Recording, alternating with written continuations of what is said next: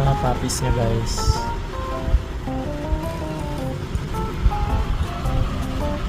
Isang male yung pamimigay natin sa aking YouTube channel.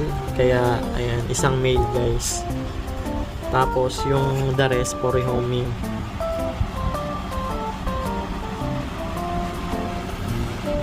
Pero kapag na-reach natin yung sa YouTube ko, 2 puppies na male.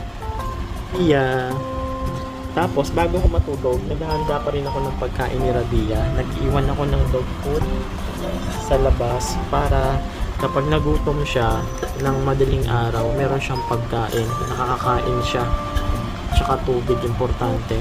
Yung "'Cause the angel has flown away from me, living in a drunken misery. How should I couldn't